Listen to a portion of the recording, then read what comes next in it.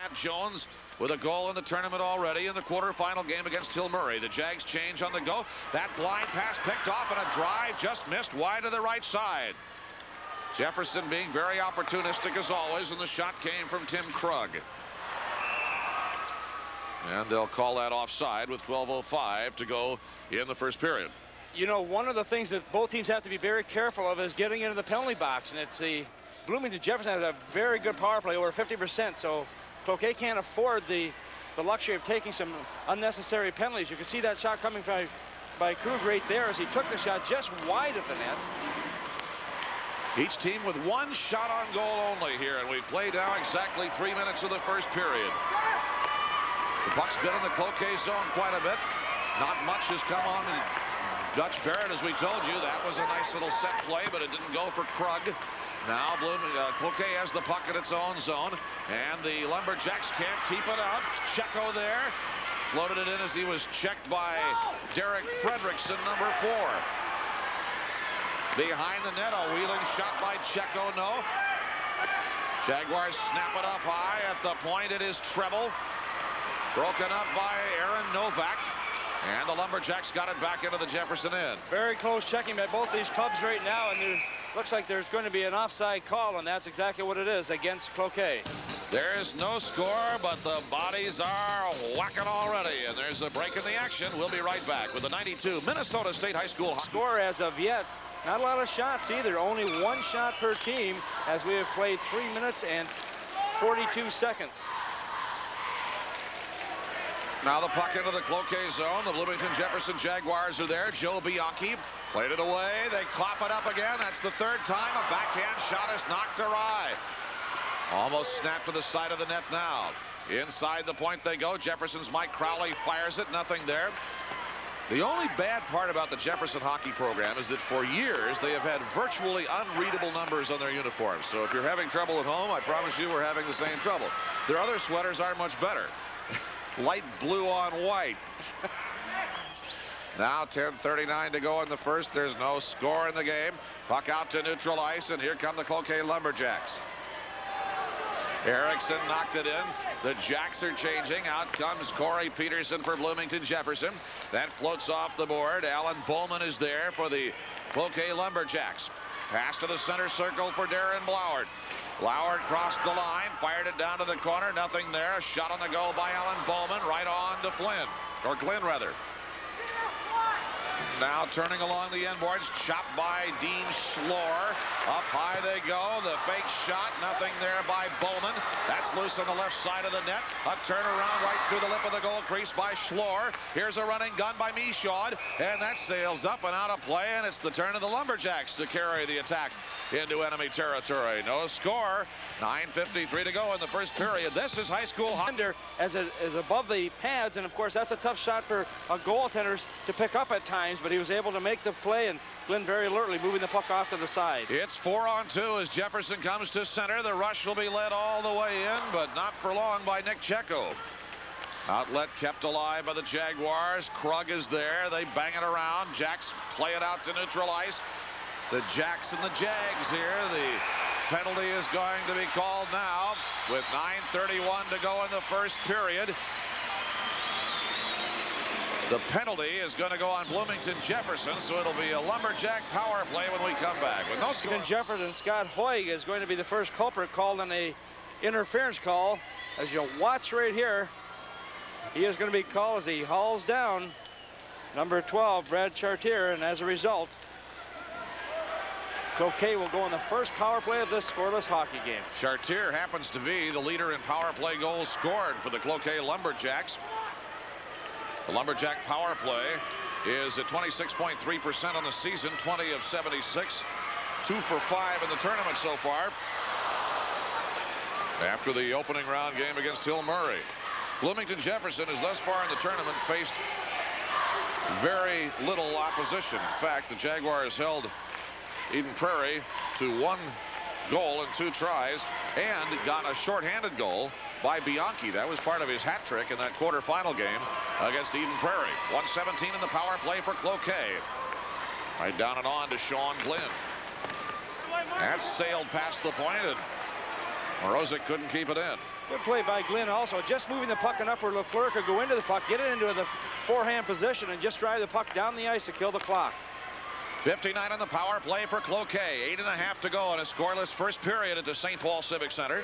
Semi-final hockey in Tier 1 with the Moorhead Spuds waiting in the wings in the championship game tomorrow night at 7 o'clock for the winner of this game. Jaguars clear it out again, and now 42 seconds left in the Cloquet man advantage. Short-handed Checo comes in and will rag the puck a little bit, kill a little bit of time. Away it goes to Joe Pankratz, turned back out now by the Lumberjacks. Half a minute to go in the Cloquet power play. This is Derek Fredrickson down the left wing boards. Fredrickson pestered by Dan Treble. Cutting right in, a drive by Novak and a save by Sean Glynn. Now with 20 seconds left in the interference penalty to Bloomington Jefferson's Scott Hoig. And Novak with a good chance coming in from the right of the goaltender. You'll see him pick up the puck, and also at the same time Glynn starts to pull away just a little bit, but notice how he concentrated he is on that puck, and he's able to follow it as it goes down into the crease area. He just pounces on it like a cat and gets a stoppage of play. 20 seconds remaining in the penalty to number 17 Scott Hoig of Bloomington Jefferson. We're scoreless here. Jefferson with 3 shots on net, Cloquet with 4. I don't know if Hoig has sat down in the penalty box yet. He's not out for 20 seconds, but he's already up and ready to go. Now he's out in 12 seconds. That one tried to gun toward the slot. It was blocked by Jefferson's Mike Crowley. Jaguars play it to the line, but not out. Punched in by Michaud. But now Jefferson comes to neutralize, or to the line. Did not get out. That's the end of the power play. Jefferson full strength. Puck loose. A wind by Bowman. A drive was on. Right back to Bowman. One-time shot was deflected in the deep slot by Brian Lafleur. They go into the corner boards. Lafleur digging away down there with Aaron Novak of Cloquet. Puck dragged away. Out comes Brandon Johnson of Bloomington Jefferson. The puck slithers into the Cloquet zone. The Lumberjacks fling it away behind the net. That was Henning Melhus. And Cloquet comes out of its zone. Derek Fredrickson starts it away to neutral and guns it in. They need to get that bunch off the ice and a fresh bunch on. We have played 8 minutes now of the first period. There is no score in the game. The shots on goal are 5-3 Cloquet. And Cloquet with only 1 shot on goal on their power play. They had some opportunities, but Bloomington Jefferson doing a good job of closing the door. Jesse Bergliot, number 10, is the guy who threw that check for Cloquet, and he's a fine player. Keep an eye on him. Puck loose, Jaguars there. Court Lundeen turned one off the corner boards. This is John D. St. Hubert. Backhand tip right in front of the net by Lundeen. Did not go. Inside left point, thrown in now by Mike Crowley. Wheeling behind the net, here is Lundeen. Court Lundeen, but it's popped away by Jesse Bergliot into the corner. A drive down by Erickson. And Cloquet will turn it away in its own zone. That is gunned ahead. They broke the pass open for Jesse Bergliot, but the back checker coming back quickly was Brian Lafleur. They knew where Bergliot was, didn't they? In fact, I suspect that's several people's jobs anytime he's on the ice. Joe Bianchi, the hat trick the other night, puts a shot right on, save, rebound, whacked at by Lundeen. Nothing doing there. Away comes Rick Morozic out to neutral ice. Morozic, number 6, flings it in. Lumberjacks start a change again. Morozic with a good shift, very alertly defending the front of that net in front of his goaltender, Dutch Barrett, and then clearing the puck, moving it up the ice when he has to. Very strong out there. Jefferson Jaguars, Nick Checo tried to spring through a check. The puck knocked out of the zone by Bowman. Away to neutral ice, nothing doing for Dean Schlor. Now a check and a collision between Schlor and Hoig. Back comes Jefferson. Nick Checo driving behind the net, turning. Checo shoots off the side of the net and away. Krug could not get to it. Schlor plays it up and out of play, and that will stop it. 5:19 to go in the first. 0-0 score in a good hockey game. This is High School Hockey 92, live from the St. Paul Civic Center. Skates one-handed, able to get back in position, come around to the side, but he's not at a very good angle there. You see the momentum was carrying him wide out, and he didn't have the good shooting angle he was looking for, making the effort, but not able to put it in the net as of yet. Eric Fredrickson won the draw from Nick Checo. The Lumberjacks got the puck away. There'll be no icing here. Dan Treble wheels behind the net in his own zone. Away to the corner now for Krug. Tim Krug got it for Checo. No icing. Into the deep Cloquet zone they go. Alan Bowman, who had an assist against Hill Murray. Those long passes have been jumped on by the Jaguars. They do again, but Checo's shot is turned back by Cloquet. Now the Lumberjacks over the line. Aaron Novak, but it's lost and pulled clear by Bloomington Jefferson's Joe Pankratz with a drive. The save by Dutch Barrett. Snap behind the net by Morozic. The puck flung back the other way by Bloomington Jefferson, and the Jaguars will back check now as the Lumberjacks started back out again. Tip deep. Morozic behind the net. Checked by Jefferson's Brandon Johnson. They knock it away down there. The puck just will not be under control. That little devil goes to the left circle right in front of backhand shot, save, rebound, goal. It is the second time through for Tim McDonald. And the Bloomington Jefferson Jaguars, as McDonald got his own rebound, will draw first blood at 10:49 of the first period. McDonald second of the tournament and 16th of the year. It is 1-0 Jefferson. Well, Tim McDonald, 14 goals on the season. Watch him right here. There's a backhand shot initially, but he stays with the puck. That's good discipline. A lot of players may swing away, but he was able to stay on top of it, come back, pick it up, and get it up high over top of the goaltender. And right now, he has given Bloomington Jefferson a 1-0 lead in this game that will put one of these teams into the final here in Tier 1. If there's been a problem with Cloquet's game and opportunities for the Jaguars so far, it has been those clearing passes, Tom. Bloomington Jefferson's forecheck is very aggressive, and we mentioned the quick turnaround time they have on those intercepted passes, and that's another example there. Tim McDonald gets his 16th goal of the year unassisted. And the Jefferson Jaguars lead 1-0. Cloquet can be an explosive hockey team. Here is Alan Bowman back. 10:49 was the time of the goal of the first period. Jefferson now back at its own blue line. Lafleur is there. Pile of bodies popped over the line by Kyle Erickson. Erickson will punch it down to the left of the net. Running on in comes Langenbrenner. Jefferson's Court Lundin popped it ahead. Shot right back in again by David Michaud. Here's Michaud, number 15. Rink wide to his partner, Alan Bowman. Out they come. This one wanders into the Jefferson end. There is no icing. Dan Treble picks it up, and the Jaguars have it in their zone. The long breakout pass sniffed out and picked off by Rick Morozic and Cloquet. And at the checkered line, the Lumberjacks' Dean Schlor, number 9, is there. Now it is Morozic. And that goes up into the Jefferson bench and out of play. 2:57 left in the first period. 1-0 Jefferson. 1-0 Jefferson. This has been a close checking game. Brian, how do you see the game from down there? It appears that both these teams don't want to give up a lot of that ice surface out there, and they're taking the bodies very heavily. Well, definitely. Each time either one of these teams touches the puck, there's a guy from the other team on him right away. There's not a lot of chances, and even on that goal, the goalie made the first save, and he just ended up getting the rebound in there. It's a lot of pressure on both sides to make sure the other guys aren't getting the shots on goal, and I think it shows. Our special guest color commentator, Brian Bonin of the White Bear Lake Bears. Star Tribune Metro Player of the Year. One of the 5 finalists for the 1992 Mr. Hockey Award. That will be announced on Sunday. Day after tomorrow. That is offside, and now 2:48 to go in the first period. The Jefferson Jaguars lead 1-0 on the unassisted goal by Tim McDonald at 10:49 of the first period. Both these teams doing a very good job in front of their own net, and Brian touched on a point that is so true. When the goaltender makes that first save, it's up to his teammates to clear the puck out of there, make sure nobody else can get to that puck. And after Dutch Barrett had made the save, he was down in that down position, and very alertly McDonald jumped on top of it and just flipped it up over top of him. I want to go back down to Brian in just a moment and talk about the Jefferson Jaguars. His team played them earlier in the season. The puck is knocked in. It's offside. Now 2:37 to go in the period. It is 1-0. Bloomington Jefferson is leading. Brian Bonin, you certainly know the Jefferson Jaguars as you played them. Your White Bear Lake team played into a 2-2 tie. How much did the speed of that transition game affect your game? Because it's very apparent here this week.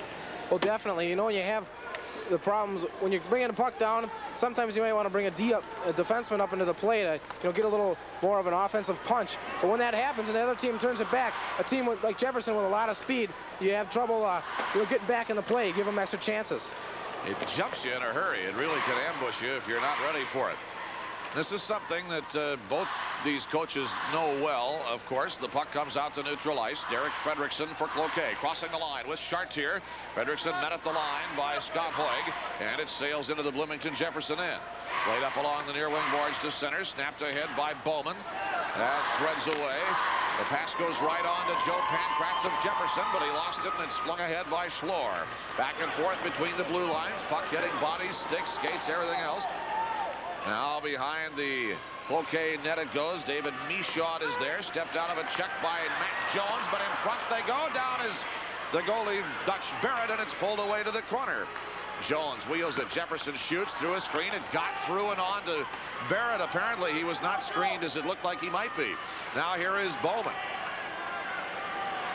Jefferson sending two men down there. A couple of kamikazes, one to the corner and one behind the net to make it happen. Back comes Cloquet. Here's Schlor with a goal. Dean Schlor. And this game is tied. It is 1-1 with 1:17 to go in the first period. Well, what a great shot that was. Dean Schlor coming down on their left side there, picked up the puck, moves across, and the goaltender, I think Sean Glenn thought that he had it. Watch a little pass right here he picks up as he moves in. He's coming in on the off wing now. He's got a better shooting angle, lets the shot go on the short side, and you can see the room there also, and I'm sure he saw the same thing. And as a result, we have a tie game here with 1:17 to go. A pretty passing play by number 19 as well. Yes. As Darren Blau gets that puck right over to him, right on the stick, and that's the important thing. Number 19 is Court Lundin. He will get an assist, and so will Nick Checo. On the goal by Dean Schlor. Now it's a 1-1 game. That is Schlor's 12th goal of the season and his first in the tournament. Schlor from Lundin and Checo at 13:43 of the first period. Last minute of play of the first. It is a 1-1 game at the Civic Center. Brian LaFleur plays it out. Here come the Jefferson Jaguars. Bianchi over the line, pestered by Morozic. They bang it around. Loose on the wing boards, nothing doing there. On the left wing they go. Langenbrenner will play it away. I'm sorry, Blauert got the assist. What am I, Blauert and Melhus. Doing the wrong guys here. Blauert and Melhus. I got the right guy in the goal, Dean Schlor. That's the important thing. I got too many names and numbers in my smallish brain. Now the puck into the Cloquet zone. Turn back out to neutral ice. It is Brad Chartier. They turn it back. Here's the chance for Nick Checo. Denied by Barrett. One time by Treble, snatched out of the air by Barrett. 3 seconds to go in the first period. Well, Checo moving in once again. He's had a couple of good opportunities. The puck seemed to be rolling just a little bit off his stick. He's got the speed going by the defenders here. Now watch how he breaks away. Coming in on the left wing position, goes to the backhand. You can see how it started to roll on him. He couldn't hold it. And here we get from behind the goal right now, as you can see the puck just a little bit. He was in very tight and had to pull it very quickly and couldn't control it, and as a result didn't even get the shot on net. But we have had a good first period here. Both teams scoring just 1 goal, 3 seconds to go. Jefferson with the advantage in the shot area, 11-6, but a good first period. Dean Schlor from Blauert and Melhus at 13:43 of the first for Cloquet. Answers an unassisted goal by Bloomington Jefferson's Tim McDonald at 10:49. We are even Steven in the final seconds of the period, and that is the end of the first period of play before another shot can get down on to Cloquet goalie Dutch Barrett. Both goalies have stood in there. Both teams have created opportunities. Transition game's important, and so has been the forecheck. We've had a good one so far. 15 minutes in the book at the St. Paul Civic Center. And on our Menard scoreboard at the end of one, it's the Cloquet Lumberjacks 1 and the Bloomington Jefferson Jaguars 1. Head in front until Blaine ties it. Jim Garby makes it 3-all. But late in the second period from the draw, Steve DiFiore will tip it in for the go-ahead goal that ended up being the winning goal as the Moorhead Spuds reach the championship game in Tier 1. Let's check all the scores from high school hockey in the championship bracket. Rosemont and Greenway advancing the title game in Tier 2. And there you see the action in Tier 1 tonight as Blaine has been defeated and Jefferson Cloquet are tied at 1. In Mariucci Arena tonight, the Gopher Hockey Gophers open a 3-1 lead on Justin McHugh's 11th goal of the season. After that, all North Dakota, Marty Schreiner makes it 4-3 Fighting Sioux at the end of 2. And then we have the empty net goal coming up. Jeff McLean had the hat trick tonight as North Dakota storms back to upset the Gophers. 5-3 your final score. They'll play again tomorrow night, game 2 of the series. Right through the defenseman's legs, and the goalie, of course, couldn't even see it. So, you know, they come back and tie it up, so the game looks a little bit more even on the scoreboard than I think it is from down here. I think Jefferson has the advantage with the forecheck, and I think their offensive threats have been a little bit better. In your experience with the rivalry between city schools and northern schools, we've had 2 games here tonight, and it's always interesting during the regular season when those matchups occur. Is there such a thing, and do the teams feel special playing against each other? I think so. You know, down here tonight, I think more of the fans down here are going for the Cloquet Lumberjacks because they're a team from up north, and same with the Moorhead Spuds.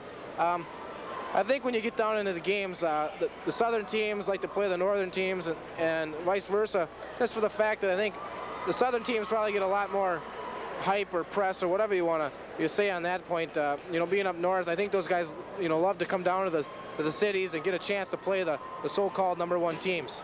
And we'll have another matchup in Tier 2 tomorrow in that championship game with Greenway of Coleraine doing battle in that one against Rosemount, and that'll be north and south as well. Thanks for your comments, Brian. We'll look forward to hearing from you again as the game goes on.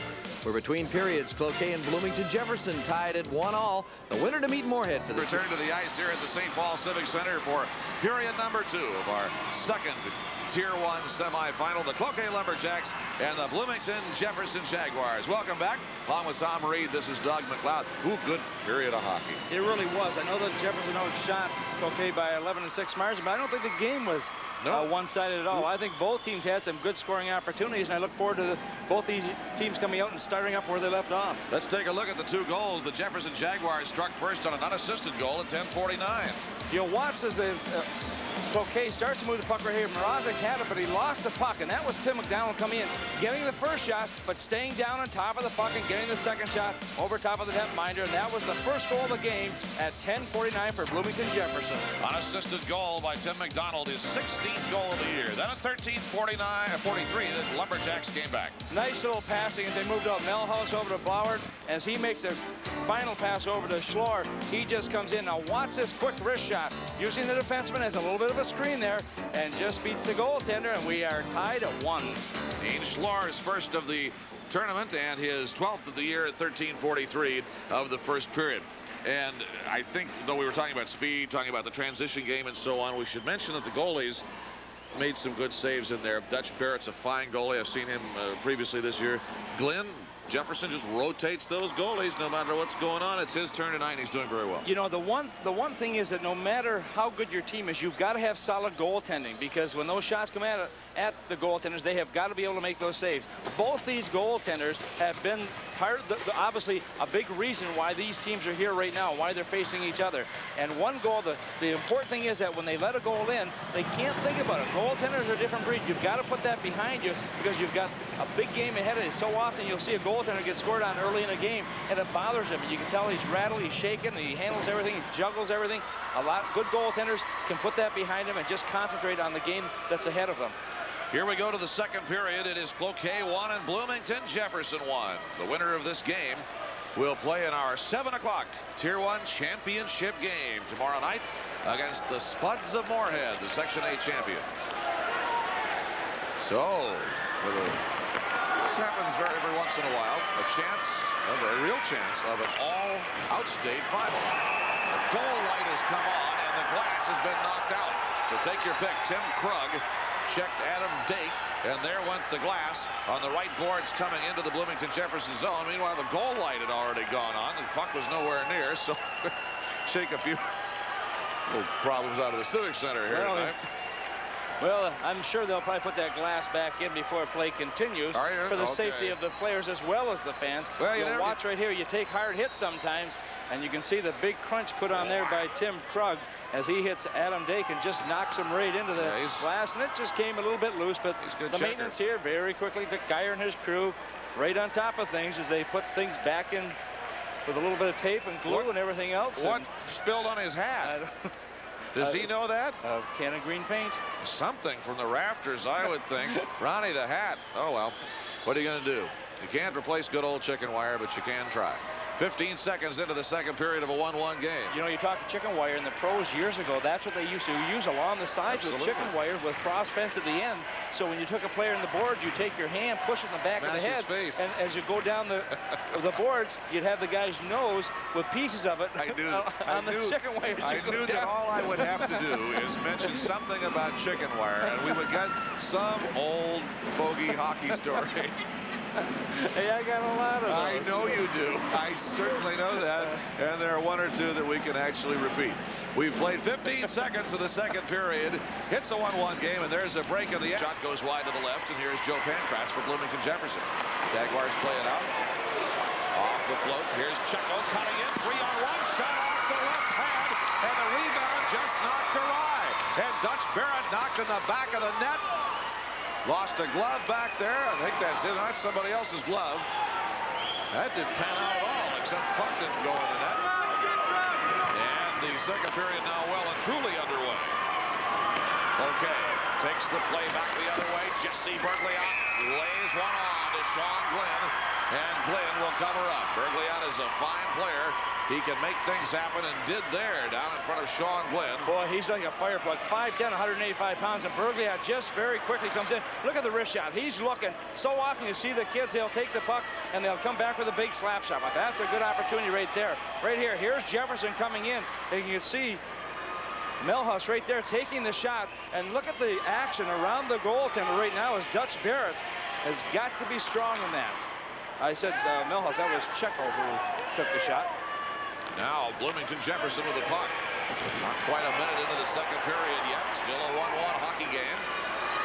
Jaguars swing over the line. D. St. Hubert checked off it. Into the corner they go. Wheeling around. D. St. Hubert got checked. Puck pops away to the left side. Here's David Michaud, but it's turned back in on a drive by D. St. Hubert, who got drilled for his trouble, went down and lost his stick. Back in come the Jaguars. The drive on to Barrett. In the corner, it's Bowman for Cloquet. He's stabled up against the glass by Joe Bianchi, who had the hat trick in the quarterfinal game. A swing in from Court Lundin, but no real shot available. Now Lundin again. Rolled off his blade. And the Lumberjacks come back out. It is Kyle Erickson leading the way. Trying to split the D. Erickson got checked. Puck up for grabs. At the hash mark, batted down. Blauert is there. The line change going on. Blauert had no one to give the puck to. Everyone else had gone to the bench to get the line change, so he's all by himself. Coming up on 2 minutes elapsed time in the second period. 1-1 game. Bloomington Jefferson and Cloquet. Second semifinal game. Mike Crowley. Now Bloomington Jefferson plays the puck away to center ice. Here come the Jaguars. It is Matt Jones over the line, and a hooking penalty is going to come up on the Cloquet Lumberjacks here. And a power play for the Jefferson Jaguars, whose power play clicks over 50%. 1-1, there's a break in the action, and we'll be right back with the 92 Minnesota State High School Hockey Tournament. Come the Jaguars on the power play. Lure is checked off it. Cloquet's Michaud to the corner boards. Puck alive under there. No back for the Lumberjacks. Two Jaguars on it. Pulled away by Krug. They go to the line. Here is Brian LeFleur with a drive that sails wide. Up the wing boards. Kept alive at right point now by Nick Checo. Bloomington Jefferson's on the man advantage for another minute 11 seconds. We're early in the second period of a 1-1 game. Pankratz. Bounding puck behind the net. Jaguars Krug is there. Now cutting a drive. Saved by Barrett. The rebound not going for McDonald. Right through the deep crease by Pankratz. Man, oh man, Jaguars are pouring it to him right now, but the Jacks are holding them off. Here's LeFleur shooting. A save by Barrett. 48 seconds left in the Bloomington Jefferson power play. Well, Tim Krug standing right on the doorstep, but once again, that was Dutch Barrett. But Pankratz had an excellent opportunity as he was to the right of the goaltender. Watch the initial shot coming here. And you can see the action. Now, the puck is going to come to the side. Now, look at the room he's got. He could have taken one step out and had the whole open net, but he got a little bit panicky with the puck there and was not able to put it away. And so we remain tied with 48 seconds to go in the penalty and 11:34 remaining in the second period with the scores tied at 1. Cloquet has seen one power play opportunity. That was in its game against Hill Murray, and it held the Pioneers 0 for 1 in the quarterfinals. Treble, his pass hit Jesse Bergliot. Retrieved now by Bianchi. Treble runs and fires. Nothing doing. A shot save by Barrett. That was a dandy opportunity, and Barrett made a save on a quick shot. It was not one of those real pretty play opportunities. It was an opportunistic shot, and Barrett makes a good save. Well, Lundeen to the left of the goaltender.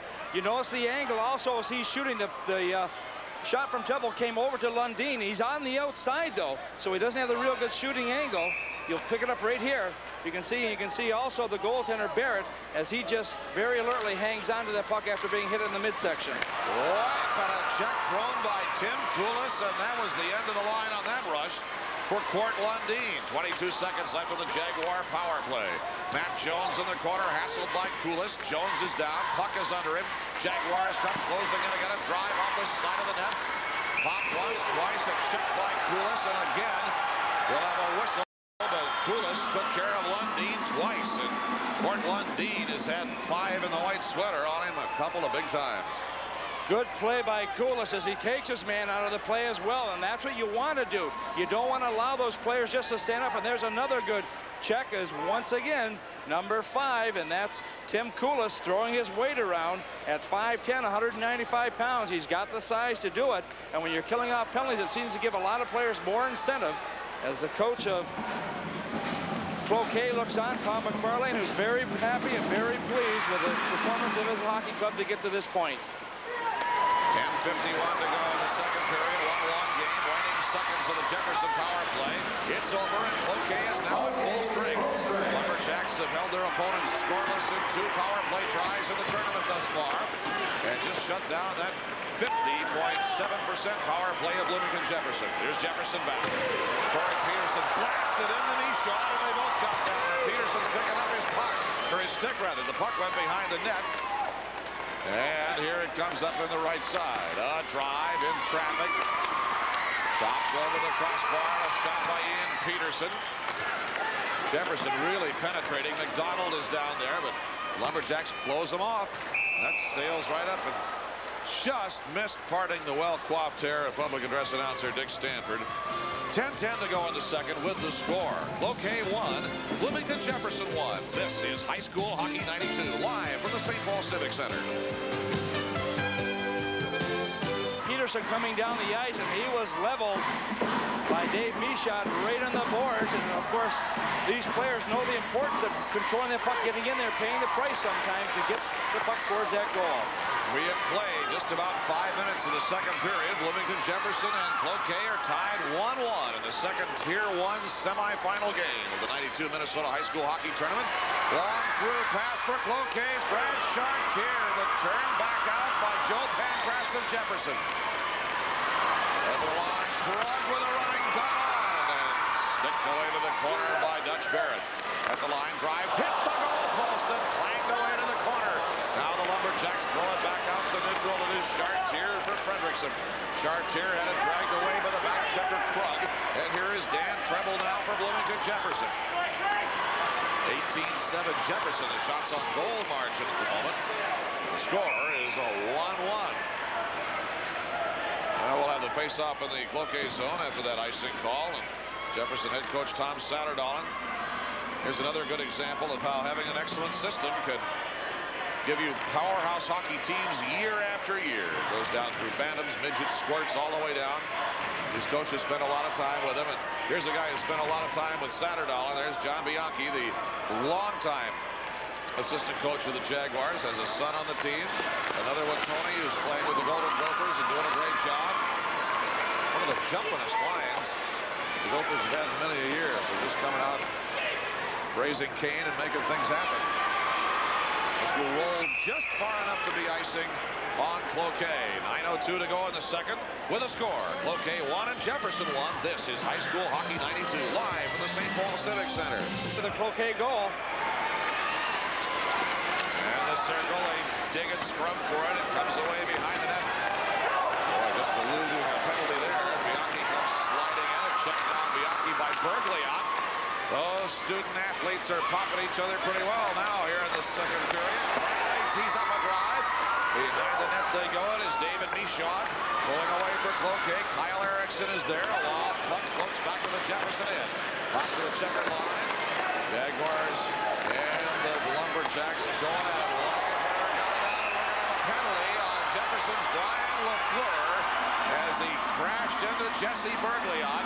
Bergliot draws a shadow everywhere he goes, and sometimes that's just fine because it creates power play opportunities. Well, you got to wait until the players have the puck before you hit them, and right here you can see that Kyle Erickson did not have the puck, and so he was decked pretty good, and the penalty to Bloomington Jefferson is going to go against number 9, and that's Brian LaFleur picking up the second Jaguar penalty of this hockey game.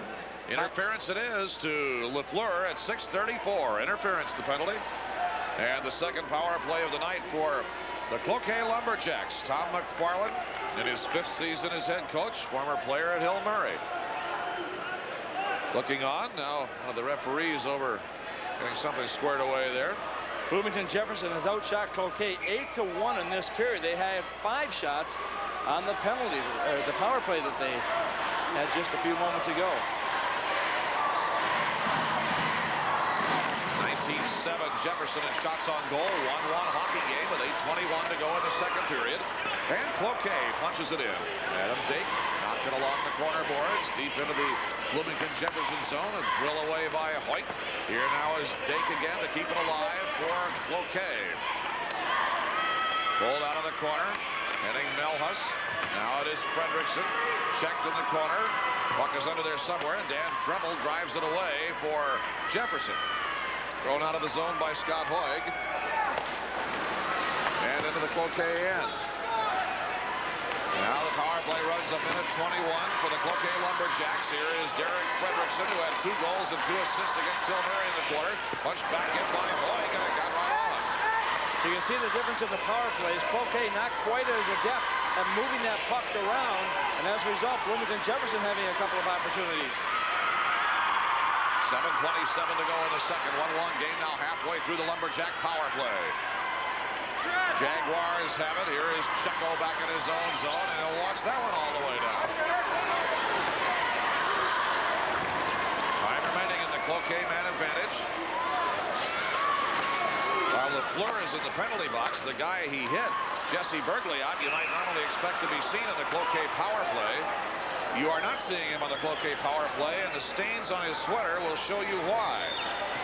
He is being treated on the bench over there. And that's a good-sized little wound over there on the right ear. That's David Michaud, rather. Pardon me. It was Bergliot got hit. Michaud now there. That's... Well, you can see the players right now just having a little confrontation along the boards. There's no question that hospital zone, non-combat. Tempers are a little hostile right now. When you get into here, you really find out who the true competitors are when you get to a game like this. It looks like both these teams have got about 20 guys in each squad. So we'll correct to say that Bergliot is indeed on the Cloquet power play. That was Michaud sitting over there. You can see the number. We are way up in the rafters over here. He'll be back. 7:01 to go in the second. 1-1 game. 35 seconds left in the Cloquet man advantage. Amy Langenbrenner was there. The draw one by Jefferson. The puck fired back down, hit something, and then trickled into the Lumberjack zone. Bergliot behind the net. Waited patiently until Bianchi committed and then pulled away. Bergliot slides an angle off to Kyle Erickson. Waiting, shooting, deflected, batted down on the hash mark and drilled away by Jefferson's Corey Peterson. 9 seconds left in the Lumberjack power play. I don't think there's any question in this period that Bloomington Jefferson has taken control here. They seem to have more possession of the puck. They're getting some good opportunities, but the goaltending of Dutch Barrett has been superb. Our play expires. Jefferson's at full strength. And with a score, Jefferson 1 and Cloquet 1. This is High School Hockey 92 live from the Civic Center. Period. 1 for Bloomington Jefferson, 1 for Cloquet. And only 1 shot for Cloquet in this period as they've given up 9 to Bloomington Jefferson. Alan Bowman now for Cloquet will chase in the corner. That's Bowman, number 7, closing in behind him. Brandon Johnson of Jefferson. Now it is Cloquet's heading Melhus. In the circle, whacked away by Barrett. Right to Peterson and right. Save by Barrett. Dutch Barrett, very confident, aggressive goalie. Right back in your face, and in it comes again. Now at neutral, it's thrown into the Jefferson end. Here is Corey Peterson bumping down there with Cloquet's Darren Bloward. To it right to David Michaud. All patched up on his right ear. They sail back out to neutral ice. It's 2-on-1. The drive by McDonald sticked away. Darren Blauer for Cloquet. To the point. Peterson retrieves. Fired. The body drop blocked by Dean Schlor. Knocked it back out to neutral ice. And the Jaguars dump it in again. 5:24 to go in the second. Still a 1-1 game. Cloquet's David Michaud throws it in. Like one official was about to wave it off, but apparently the other one called it. Well, the one thing you see these players doing, that's go down blocking shots all the time. They're not afraid to drop down in front of those pucks, and Dean Schlor is one of the guys who just did just that. Look at his position right now. See how prone he is on the ice? You learn that at the hockey schools the kids go to, where you come in, you throw the feet out first, one pad stacked on top of the other pad, facing the puck all the time. I've seen guys turn the opposite way and get hit in the back of the leg. You want to make sure the protection is facing the puck so that you're not injured. Yeah, that's a very fine point. Do less damage to yourself into their rush. Here comes Chartier. They score. The Cloquet Lumberjacks have taken the lead for the first time in this game. Chartier led the rush to the side of the net. And at 9:55 of the second period, it's Cloquet 2 and Bloomington Jefferson 1. And here it comes. Well, what a goal also. Chartier scores this, and you'll see once again Cloquet moving in here, taking the puck away, and right here Chartier coming in on the backhand and just putting up high, and he's able to put it away, and Chartier will get the goal. The assist will go to Fredrickson, and Bloomington Jefferson just a little bit lax in getting the puck out there. That was number 17 Scott Hoig who had it but just couldn't control it, and as a result, on the second shot of this period, Cloquet has taken the lead by 2-1 with 5:05 to go. Second goal of the tournament for Brad Chartier. At 9:55 of the second period, with, as Tom told you, Derek Fredrickson getting the single assist on the goal. 2-1, the Lumberjacks lead now. Puck is in the Cloquet zone. And that really an opportune moment for Cloquet to score a goal, because as you mentioned, Jefferson had really been pouring on the pressure. Kyle Erickson brings it down the wing boards.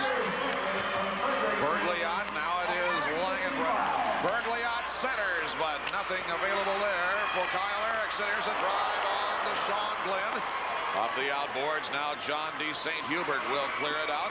Lumberjacks, Alan Bowman plays it in again. Here's Mike Crowley for Bloomington Jefferson, the #1 team in the state of Minnesota, coming out to neutral. That sings away and winds up back in the Cloquet end. Coming to the point, kept alive by Crowley. He was bumped off it by Darren Blauer. It's 3-on-1 for the Lumberjacks. Here comes Schlor. The back checker Flipper broke that one up partially. Into the corner goes Darren Blauer. Wheeling, kicks it up to the point. A drive by Morozic. That rattles around the end boards and goes to the right corner. Now it is Darren Blauer. They pull that one away. Lumberjacks keeping the forecheck and the pressure up now. Turnabout in the Bloomington Jefferson end. Here is Brian LaFleur, but it's played up and out with 3:45 to go in the second. And again, it's now Cloquet 2 and Jefferson 1. Well, so often when you look at the score of a hockey game, you determine the number of goals by a lot of times the number of shots that someone takes. But in this game, it's a little bit different because there's a score 2-1 for Cloquet. But look at the shots on net. 22 for Jefferson and 9 for Cloquet. You bide your time. You know, it's interesting because Bloomington Jefferson had the play for most of this period, and all of a sudden Cloquet comes down, gets a shot on an errant-clearing attempt, and that seems to have given them more life now as they continue on in period number 2. Fredrickson won the draw, and Aaron Novak belted one in on Sean Glenn. It's a clean, simple play. I'll shoot it, and you stop it. Well, the goaltender has to be ready all the time, and those faceoffs are so important in your own zone. And you can see the traffic in front, too, so Sean Glenn doing a good job of being able to follow the action all the way. Novak had to go back out to neutral ice. Now Cloquet throws it in. Poulos. This one rolls deep into the Jefferson zone. Dusty Anderson is there. Double hanging on to the puck at neutral this time for Jefferson. Here is Chartier with a drive that climbs off the goalpost. Metallurgy save for Sean Glenn. The Jaguars try to clear. Tim McDonald got it out and got drilled for his trouble. Punched back in by Chartier. That goes in front. Aaron Novak high for Morozic. Novak is there, checked by Anderson, and it will come out to neutral ice. There's been about 4 times here that the defenseman for Cloquet have pulled out just a little bit too quickly. They both pull out together, and whichever side the puck is on, he should be able to stay in just a little bit longer with his defensive partner as the backup.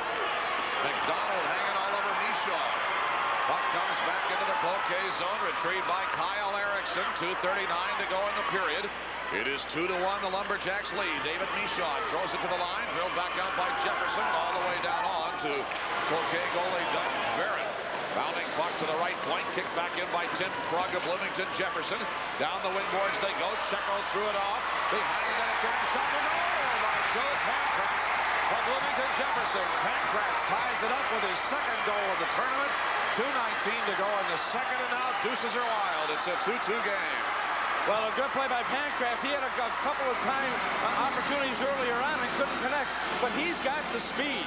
And the one thing about him, he also has good control of his skates. He is able to hold his balance, and he did just that. You can see the excitement of his teammates with him right now as the pass will come over to Pankratz right here by number 21 of Bloomington Jefferson, and that's Checo giving it to him. Watch him go around there. Look at the goaltender. He was already down. He committed himself in that butterfly position, not in a position to get back up and across the ice, and as a result, Pankratz makes the play to put the Bloomington Jefferson in the tie with Cloquet right now. And with 2:19 to go, this has been a superb hockey game. This has been the best game that I've seen in the tournament. And inevitably, this Friday night semis are always Jim Dandy's. Checo and Krug will get the assists on Joe Pankratz's 20th goal of the season and second of the 1992 Minnesota High School Hockey Tournament at 12:41 of the second period. Pankratz ties this game. So Jefferson scored first. Cloquet has potted a pair, and Pankratz has come back to tie it up now for the Jefferson Jaguars. Jags get it, and now they have a bit of momentum going. 2 men down the wing boards. Checo, who always seems to be in the thick of things, but it's turned back out by Derek Fredrickson. Away to neutral ice. Lumberjacks. Now turned back by Scott Hoig of Jefferson. It'll be picked in by Nick Checo. 2-on-1. Krug with a shot saved by Barrett. And the rebound goes high. The Jaguars are complaining, and with some justification, that the net was deliberately knocked off the standard. Well, that's an old trick that some of the players try to do. They try to knock when you're in trouble, you knock the net off of the standards if you can. You'll watch the play right here as Krug going in there trying to get to that puck. Able to do so, but he could not control it. But you can see the defenseman also coming back, and he's in a tough position as well as he just goes into the net and then just gives a little helping hand. He was just trying to get up, Tom. Just trying to get up, and that was Blauert who knocked the net off of its standards, and as a result, the face-off will come to the right of the Cloquet goal. Referee Jerry Krieger having no part of any funny business there and just said, we're going to face it off right here. 1:37 to go in the second. It's a 2-2 game. Jefferson's Mike Crowley at the line. Chip shot high. Into the corner, it's Joe Bianchi, who had the hat trick in the quarterfinals yesterday. They throw it in front for Bianchi, picked clear by Alan Bowman of Cloquet. And Michaud got it to the line. Not out. Here's Jefferson's Court Lundin right in front of shot. It did not go. It did not go in. There's no goal. Puck stays alive. Oh, man, and how did it not go in? Get my physics textbook, somebody. Here is Bloomington Jefferson's Brian LeFleur. Now Bianchi will have another try at it. That goes wide to the right. Was Bianchi, was it not, who digged that one off the bar? Or somehow had it go off the bar. Cloquet's Jesse Bergliot shoots off whistling line drive high. 45 seconds to go in the second period. 2-2 game. Cloquet with the puck, but here now is Joe Bianchi. The angle pass comes to neutral, popped away. Morozic turned it back in for Cloquet. Bergliot drops it back. Nothing doing there for Erickson, who's corkscrewed off the puck. Bergliot in with a check, too. Bianchi tried to slither through, but Morozic belted him one. Oh, boy, what a game. 21 seconds to go in the second period. It's 2-2. Here's Bergliot for Cloquet. Threw it to the slot. Langenbrenner couldn't get to it, but now he does. Langenbrenner wheels, slides it over. Adam Dake is there with a shot. Saved by Glenn. 7 seconds left in the second period. Turning in Langenbrenner. Hook drive. They score. It's Kyle Erickson. Oh, baby. with 3 seconds to go in the second period. Kyle Erickson gets his 18th goal of the year, and it's 3-2 Cloquet. You know, it's not so important what you do sometimes when you have the puck. It's what you do when you don't have the puck. Kyle Erickson will go and position himself by the net, waiting for that puck to come to him, and just looking right now in the slot area, looking, waiting for it to come in. And finally, the puck comes to him, and that's what you call patience. You don't want everybody to go towards the puck. You got to play your position. He is just waiting, and as that puck comes to him, he just puts it away. And I'll tell you what a smart play that was for Cloquet, as the assist will go to Jamie Langenbrenner and also to number 10, Jesse Bergliot. And what a good shift those fellas had. Oh, yeah. As you can see the intensity in the last few seconds of period number 2 to give them the lead 3-2. 18th of the year, first of the tournament, as I said, for Erickson, who also now has 1 goal and 1 assist in 2 games in the tournament. And that is the end of the second period of play. Well, Cloquet's shooting percentage doesn't look too bad, does it? 3 goals on 12 shots. That's pretty good. That is the end of the second period, and we're going to have a sizzler in number 3 to see who will play the Moorhead Spuds in the championship game tomorrow night on our Menard scoreboard at the end of 2. It's now the Cloquet Lumberjacks 3, the Bloomington Jefferson Jaguars 2. The underdogs in this semifinal matchup with Jefferson, but they lead it 3-2, and they've got to hang on if they want to go on against Moorhead tomorrow night. But Tom Satterdahl's fabulous Jefferson squad will have something to say about that. Jim Gilliland back with you here. The North Stars and Detroit Red Wings in the NHL, and you still must have fond memories of something like this being a Minnesota schoolboy. Oh, absolutely. Every year we come down here, you know, it's exciting. The band's playing good games like we have tonight and we had earlier today. And you get to see a lot of old you know, players that, you know, we played against years ago, and it's fun to reminisce a little bit. I know you're back in Warroad, assistant coach for that team now. What is it about the North-South rivalry? Does that still exist for kids from the northern tier when they come down and want to play against the city schools and show them that's still where hockey started in Minnesota? Well, absolutely. You know, the bigger schools, we like to come down and beat the bigger schools if we possibly can. We had about 38 kids out for hockey this year, and Jefferson had 102. So, you know, there is a big difference. I think the hockey's changed quite a bit over the years, and it's gotten much better. You know, it's a more team concept rather than individual players. And you know, if you get Ward, Rosa, or you know, a smaller school like that, like Cloquet playing against Jefferson tonight, you know, you're going to see that big rivalry. You're going to see the crowd swing to the underdog, Cloquet, and we really enjoy coming down here trying to beat these guys. I got to ask about your relative strengths of the eras. You know, it's 20 years later now, but we don't seem to see guys like yourself or like Antonovich who really jumped out when we were watching the games as standout players. Is it because the talent has evened out? We're still getting Minnesota natives who get a shot at professional hockey because of their skills, but it just doesn't seem like the super players come out. Well, I think they're there. I think there's just more of them on the team. You know, you've, like I said, you know, most of these guys train year-round. They're much stronger. They're much bigger. They, you know, they're into weights. They're into, you know, different types of training programs throughout the year. I think there's, you know, like Jefferson, there's so many players there that are just excellent caliber. I just can't believe it. You know, some of these other clubs that make it down here, you know, in the same bracket, they specialize in just hockey. They don't play the 3 sports. Very seldom you see that anymore. So yeah, overall, you know, the hockey's gotten, you know, quite a bit better. What is it too about your native city that, you know, makes you guys want to go back? You guys spent a lot of time in the cities. I'm talking about you and Mike Antonovich, whom we talked with last night. Both of you have returned and settled down in your original communities, which is kind of neat. There's some reasons why. Well, you know, after being in the cities area, you know, most people want to go up north or whatever and retire. Find some type of work up there. I'm in real estate, selling in the Warroad area. You know, but you know, there's, you know, Lake of the Woods is there. You've got excellent fishing and hunting, and it's a great place to raise your family. And you know, when you do go back, you want to get back involved with the hockey program, because you know, you've developed out of there, and you want to contribute back into the program as much as you can. And And I guess that's the biggest reason. And you don't have the rat race. You don't have the drive. And, you know, 45 minutes here, 45 minutes there. And we've got 2 stoplights in Warroad, and, you know, we love them. Nothing much has changed. Henry, appreciate you stopping by. Thanks for visiting with us. You bet. Thank you. Kids, if you didn't get a chance to see this guy play hockey, ask your dad about it. It was really terrific when Henry Boucher came down and impressed the state tournament crowds in that first tournament ever at Met Center in 1969. We'll be back with more from the 1992 Minnesota State High School hockey tournament in period. Your perceptions.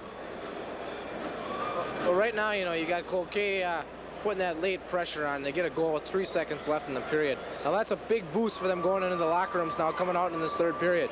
I think we'll look to see them coming out real strong right away. And Jefferson, you know, even going in with that goal against, they got 15 minutes to come back. They got to make sure they don't get down. They can't panic in their own zone. Now, Cloquet probably has a little extra momentum coming in this period, but since it was only 3 seconds left, you know, they got some fresh, they get to get in there and get fresh, and they can come out for this third period, and I think it's going to be back and forth action once again. Perceived as the underdog of the Cinderella, maybe. How's the reaction out there in the arena? Do you sense that the crowd is getting behind Cloquet? Nothing against Jefferson, but they've been #1 ranked all year long and known to be the powerhouse. What's the mood out there, and is that something that Jefferson has to fight against as well? Well, I think so. Right now, I think the crowd is really behind Cloquet. You know, you talk about teams coming down from up north and playing the so-called #1 teams down here. You know, the teams up north sometimes don't get to play the stronger competition, and you know, therefore, when they come down here, they feel they have something to prove. And playing a #1 team like Jefferson, I'm sure Cloquet is really up for the challenge. Okay, Brian, thanks very much. We'll look forward to your third period comments. We've got just 15 minutes to go. Do I dare say the word? This is the heartbeat of a major television sports production. From right to left, there's Hank. He's the producer. There's Tom, former Tom Me. He's the director. And fortunately, there's Gary, who's going to be able to pull us up. And then this is what's left. That was down in our television truck. And I have an outstanding crew here that always bring you the great pictures and sounds. We've worked with many of them for many years, and great to have them along with the tournament. You can thank them, as we do always, for great looks at some of these plays that otherwise we're so far away from the ice up here. Yeah, which is more of a job than you might know. Well, we are ready to go for the third period. It is 3-2. The Cloquet Lumberjacks lead. We're having fun, and it's been a fun game. It's been a pretty much fun tournament, but this has been a fun hockey game. It really has been. It's so much easier for us, too, when the game is exciting. And yes, this has been an extremely exciting game. You look at the Bloomington Jefferson, they've had just an outstanding series of shots in that second period, but they couldn't put it away. And Cloquet comes right back to get that goal and really changes things around. This was a 1-1 game at the start of the second period. Cloquet won the period, if you like. Look at the position as he's going right for the net, cutting back inside, trying to get that better shooting angle. He could have shot earlier, but he elected to get in a position where he could do that. That made it 2-1, but then the Jefferson Jaguars tied it up at 12:41. Look at Joe Pankratz. Well, he's a thorn on everybody's side, but look at the goaltender also as he's down. Pankratz with that speed and the agility comes in, just cuts it very tight and puts it away to tie it up at 2 apiece. 2 apiece, but then in the final seconds of the period, 3 seconds to go, that changes. Good passing play all the way around. That was Kyle Erickson who just held his ground, and as you mentioned, 3 seconds to go in the period. That's got to be a disheartening position for Bloomington Jefferson to give up a goal that late in the period, but also very favorable for the other team that's leading 3-2. And ready to go with the third period, and a lot yet to be decided. The shots on goal are 23-12. Bloomington Jefferson, which made it 12-6 in the second period. So actually the Lumberjacks shooting touch even better than I was mentioning earlier. By the way, they're waiting now to get David Michaud of Cloquet back. He just came out late from the dressing room. He was the one who was having his ear looked at earlier, although he did return to play, but he was down there, I'm sure, having a trainer look at it. But he's on the bench, all suited up and ready to go as the third period begins. It is 3-2, Cloquet leading Bloomington Jefferson by 1. Here come the Jefferson Jaguars. Nick Checo dogged all the way down by Rick Morozic, and Dutch Barrett slings leather at that one and hangs on 18 seconds into the period. Well, you can see how strong Checo is right here. Watch as he just takes an arm and just pulls the defender right off of him. That's Morozic trying to push him back. But the one thing is Morozic wanted to make sure that he doesn't cut back in front of the net. Keep him on the outside. As long as that puck is on the outside of the net behind that goal line, it's not dangerous. That's where the other players have got to be looking to see who's coming into the slot area. Bloomington Jefferson very good at getting somebody free in that slot area. And so when you've got the one player with the puck behind the net or in the corner, everybody else should be looking towards the front of that net to see who may be there. 18 seconds into the third period. It is 3-2 Cloquet. Pulled off the end boards now. Lumberjacks try to clear. They'll be kept in at the point by Treble. Behind the net, Alan Bowman for Cloquet. Look out, here comes Pankratz. He is met as he turns in, and the Lumberjacks, Brad Chartier pulls it away to the line, but not out. Now it is pulled clear by the Lumberjacks, Chartier. Here comes Cloquet, 2-on-2, and shot and score! Aaron Novak from the right circle just cranked up and blew it in at 42 seconds of the third period. It's 4-2 Cloquet. Well, Cloquet twice in this game have scored 2 goals together, and Novak scoring 42 seconds into the period. Just 45 seconds separate those 2 goals, but look at the shot as he takes it, just catching the outside, and Eric Novak, the junior left winger, puts it away and gives Cloquet a 2-goal lead. And you can see right now the defenseman is kind of looking both ways because it's a 2-on-1 situation. He's trying to slow things down, and the excitement reigns on the Cloquet bench right now. They're all standing up, congratulating each other, and Bloomington Jefferson all seated. Fredrickson and Chartier will get the assists on that one. That is the second assist for Fredrickson in the game. Chartier now has a goal and an assist. And Aaron Novak nails his 18th of the year at 42 seconds of the third period. He had a whale of a night against the Hill Murray Pioneers with 3 assists in the quarterfinal game yesterday. And now he has a big goal to put the Lumberjacks ahead by 2. Talk about striking early and striking late. Kyle Erickson with 3 seconds left in the second. Aaron Novak 42 seconds into the third. And Cloquet breaks open a 2-2 game. Well, you can bet Bloomington Jefferson is a very adept team also putting that puck in the net. And this does not mean that Cloquet can just sit back. They've got a tough road ahead of them. Almost a minute into the third period. The puck in the Bloomington Jefferson zone again. They dig for it down there. The Jefferson Jaguars carry it out to neutral. Here's Joe Bianchi, who had the hat trick against Hill Murray. Taken off by the back checker, Adam Dake. Loose in the Cloquet zone to the line. A one-time drive on to Barrett. The puck comes away. The shot was taken by Brian Lafleur. Now at neutral ice. Bianchi slings it back into the Cloquet zone. Barrett throws it ahead, but he threw it right onto the stick of Lundin. And now we'll have to make an even tougher save. To 13:30 to go. Cloquet 4, Jefferson 2. There's a break in the action. We'll be right back with the 92 Minnesota State High School Hockey Tournament. And look at the position of the goaltender. Dutch Barrett having a problem seeing it, but there's also a penalty being called on the play, and it's going to go against number 10 of Cloquet, a roughing penalty called against Jesse Berglund, and as a result, it will be Bloomington Jefferson on the power play once again. This is Jefferson's second try on the power play tonight. 0 for 1 so far, and a 50.7% power play cooking. And that one pops right up over the glass and down into the crowd. 13:24 to go. Cloquet 4 and Jefferson 2. And we're leaving things up in the penalty department. Each team with 2 power plays on the game so far, and Bloomington Jefferson not able to capitalize on their one advantage they've had so far. This is number 2. Here's a quick one popped on by Jefferson's Tim Krug. It is loose, and the Jaguars trying to keep it in, but Cloquet flings it away as Aaron Novak got it back out. Power play runs a minute 37 now for the Jefferson Jaguars, who have the best power play numbers in the state and trail this game by 2 with now exactly 2 minutes expired in the third period.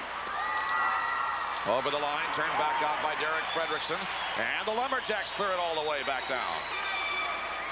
1:17 left in the power play for Bloomington Jefferson. 4-2 Cloquet early in the third. Long pass out, hit the boards actually behind Nick Checo. Checo retrieving now, checked by Morozic. Down the wing boards, Joe Pankratz for Jefferson. His center in, hit Morozic, and the Jacks clear it all the way. Halfway through the Jefferson power play now. Into the Bloomington Jefferson zone, the Jaguars, Brian LaFleur, number 9, carries the puck out to neutral ice. Here come the Jags in the power play. LaFleur all the way in, shot save by Barrett. Into the corner boards they go with 45 on the power play for Bloomington Jefferson. Through the tight box, knocked by Morozic. Jefferson keeps it alive. Krug is there with a drive. Saved by Barrett. Chance for the rebound. Dutch. Barrett comes up big again with 30 seconds left in the power play and 3 minutes into the third. Well, once again, it's a goaltender, Dutch Barrett, coming up big for Cloquet. The shot's coming hot and heavy. You can see he made the save, but it's going to his left. The puck coming back to his right, but he's able to get back up in position. You can see the defenseman coming in back also and moving the players out of the way to enable him to get to that loose puck and hang on to it. Barrett, one of the top goalies in the state, coming into this game with a .915 saves percentage, entering the tournament with a 1.9 goals against. Now a record of 18-3-1. 28 seconds left in the Jefferson power play. Side of the net they go. Bianchi, and it is loose. Barrett trying to gather it in. There's no whistle. The puck gets squirted away. We almost got a whistle, but referee Jerry Krieger was right there and could see it loose. Now into the corner they go. Push shot on a save. Point blank range by Barrett on a drive by Mike Crowley. Now 5 in the power play. Tossed in by Crowley. And the Jacks clear it all the way down. Doug, there's a perfect example where I talked about that slot area. Bloomington Jefferson with the puck in the corner. No one was looking at Crowley. He just came in from that point position all by himself and got the good shot. It could have been a very dangerous thing for Cloquet. 4-2, Cloquet leading Jefferson. Power play has expired, and the Cloquet Lumberjacks are at full strength. They have the puck in their own zone, and the net knocked off the standards as Brandon Johnson went slamming back in there. The Lumberjacks have been rated as high as 3rd in the season. Bloomington Jefferson is the #1 team in the state on the final Associated Press poll. This is the last one for the regular season. Cloquet, as you see, is 7th. Moorhead 6th. Several state tournament teams are in there. Hill Murray #2. So Cloquet, the if you want to call it the lowest rated survivor here, but 7th is pretty good on anybody's poll for the Cloquet Lumberjacks. About midseason, as I said, they got up to about 3rd at one point on the AP statewide poll. 11 minutes to go. It is 4-2 Cloquet. Lumberjacks to the line. Jamie Langenbrenner checked off the puck on the left boards by Dusty Anderson of Jefferson. They go to the corner. That feathers away. A chance to Langenbrenner right in front. A shot save by Glenn on a point blank shot by Cloquet's Jesse Bergliot. 10:42 to go.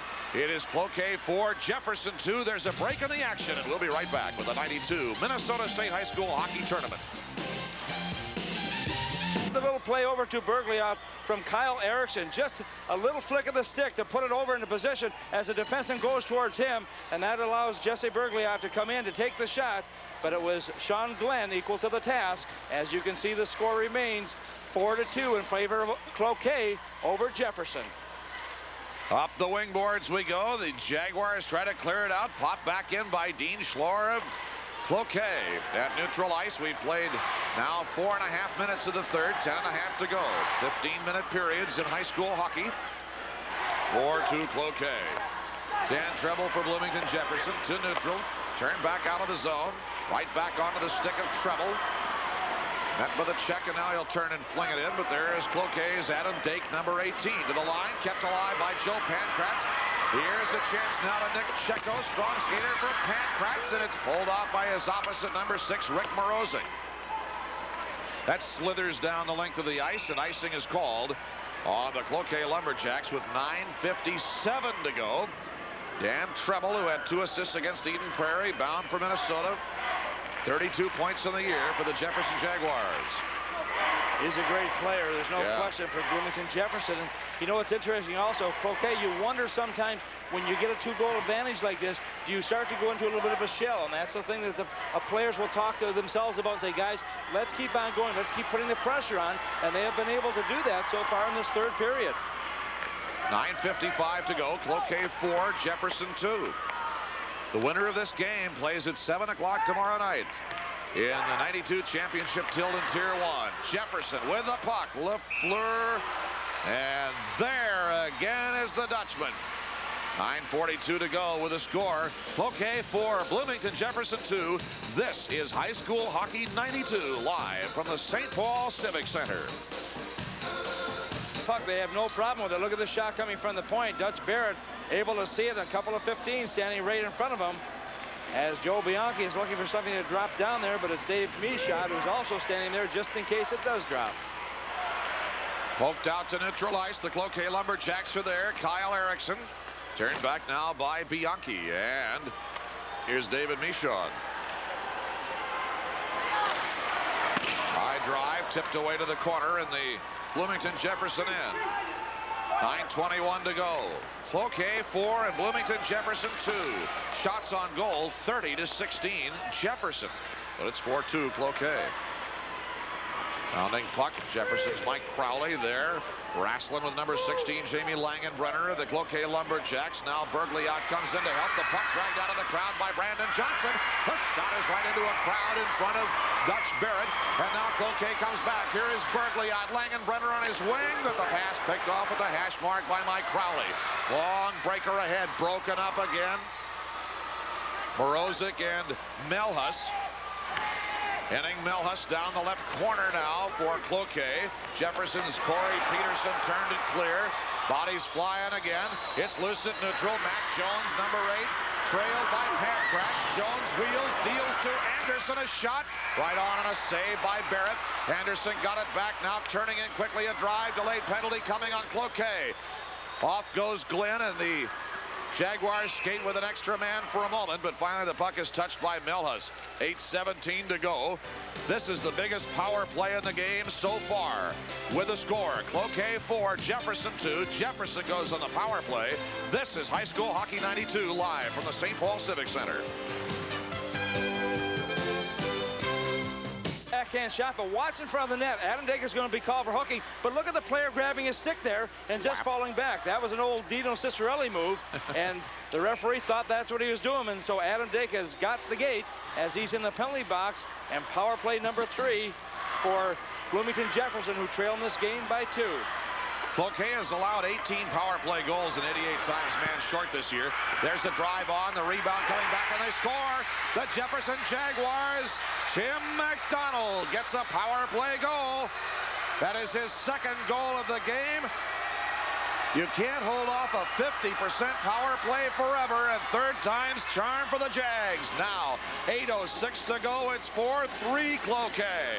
That's the first power play of this hockey game. Puck control is the name of the game, and that's exactly what Bloomington Jefferson does right here.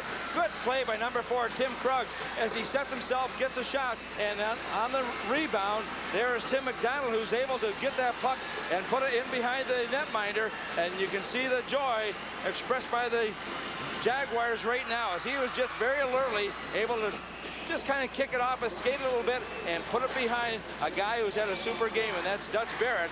And boy, what a game, what a finish we're going to have to this. Yes, indeedy. Power play goal by Tim McDonald, his 3rd goal of the tournament. The assist to Krug and Pankratz. Now it is a 1-goal game. Cloquet leading by a goal. Time of that goal was 6:54 of the period. McDonald from Krug and Pankratz. Tom Satterdahl, well aware that his explosive Jaguars can turn a situation right back around in a hurry.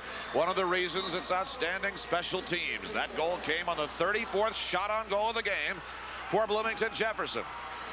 Can the Cloquet Lumberjacks dig in and haul this one out and lead us to our first outstate final in 2 years? Or will the number 1 ranked Jefferson Jaguars turn on the juice? Here is the drive wide by Court Lundeen. Now it is John D. St. Hubert. Turned it in front of the net. A shot saved by Barrett. Everybody going to the net now for Jefferson, but back on a 3-on-2 come the Cloquet Lumberjacks to center. Jamie Langenbrenner offside at the line. You know, one thing we've seen very little of is that the offside call in this hockey game. But these teams are very well disciplined. They know they want their teammates to get over the line before they proceed. Jefferson once again putting the pressure on. Dutch Barrett following the puck, and look at his position right now. And what a golden opportunity for Joe Bianchi, who could not put it away. And they keep on working, keep on working. Nice little passing play all the way around. But that fella has been one of the reasons why Cloquet still maintains the lead by just 1 goal with 7:21 to go in period number 3. 35-16 Jefferson in shots on goal. Now the puck loose. Cloquet will pick it up. Dean Schlor is checked by Hoig. Here is McDonald. This one rolls back. And it is icing on Bloomington Jefferson. 7:02 to go, at least in the third period. 4-3 Cloquet. And Tom McFarland, the 5th season boss of the Section 5 champion Cloquet Lumberjacks. Getting the boys going. It's a long way down here from the Pine Valley Ice Shelter in Cloquet. And the Lumberjacks have made it again. Through a crowd, Michaud's shot lofts to the corner boards. Now it is Henning Melhus coming out to neutral ice. Blauer trying to turn it, taken down by Jefferson's Brandon Johnson. Now the Jaguars, Dusty Anderson into the corner boards. Johnson is there, checked by Bowman, loose behind the net. A reach in by McDonald, but it's going to be pulled away by Darren Blauer, and he'll trim it out to neutral ice. Corey Peterson, 6:30 to go. 4-3 Cloquet. How will the next goal go in, if there is a next goal? You do get the feeling there'll be one. Checo coming in, slatting on his belly like a seal, picked out, wheeling, dealing, it's Pancratz, but no. Here comes Tim Krug to the left wing, skied out, whacked at the line, it sailed out anyway. Brian Young is there, rather it is 17 Scott Hoig. He whips that one in, turned back out by Cloquet's David Michaud.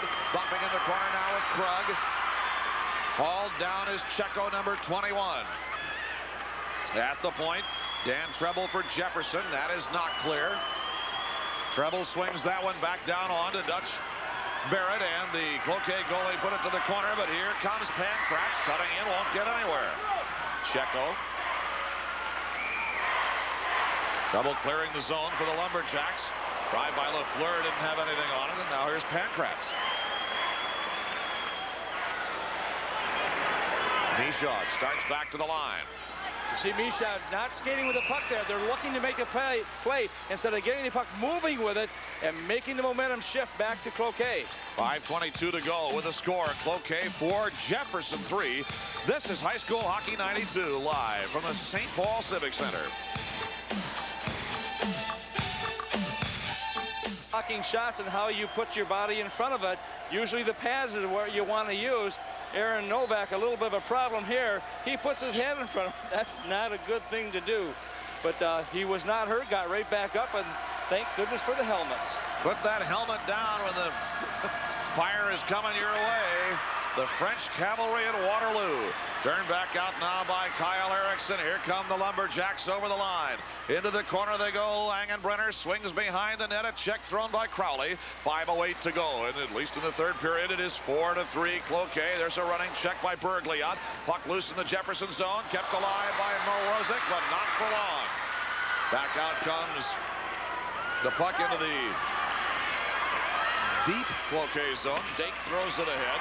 Now it is Kyle Erickson. Ahead for Bergliot. Broken up by Bianchi. Over the line they go. Lundin taken to the left side. Puck turned clear by Jamie Langenbrenner. And that actually hit someone or something down in the end. I think the end of the Cloquet bench. 4:40 to go. 4-3 Cloquet. Lundin getting up slowly, but if you're down at this point in the game, you just stay there and take a couple extra breaths. Jaguars really coming on strong here, and the Lumberjacks have kind of slowed down a little bit. There's spurts here where they're not moving the puck the way they were in our skating. They're kind of standing a little bit. They're not really paying attention to some of the things that they were doing earlier on, and they're trying to defend against this. And this shell, we talked about going the shell, and they got to be careful here. Lumberjacks trying to clear it away, and they clear it out. WCHA score, game results, I should say. North Dakota has defeated Minnesota in game 1 of the best-of-3 series. At Mariucci Arena, Minnesota Duluth is tied with Colorado College. I believe that game is in the 3rd, but we'll find out if we can. 4:33 to go here. 4-3 Cloquet leading Bloomington Jefferson. Lumberjacks win the draw in their own zone. Bowman kept alive the Jaguars, though. Swing and a miss by McDonald, going for the hat trick. Now on the outboards, Jefferson keeps it alive. Matt Jones. Here is Brandon Johnson in front, but no, and it slides out of the zone. You see who's winning the little races right now. That's Bloomington Jefferson. They're getting to the puck first, and as a result, putting that additional pressure on in the Cloquet zone. The 3 goals Cloquet has given up equals the most goals they've given up in their last 7 games.